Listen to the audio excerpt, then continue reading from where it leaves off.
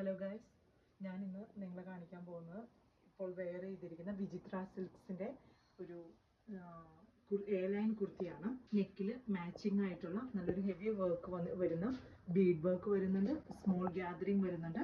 46 inch length ഉള്ള ഒരു A line ടോപ്പാണ്.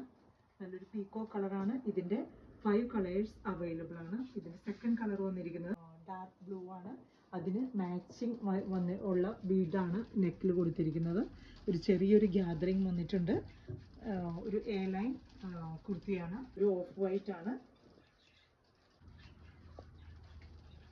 ഫോർത്ത് വൺ നല്ലൊരു റാണി പിങ്ക് ആണ്.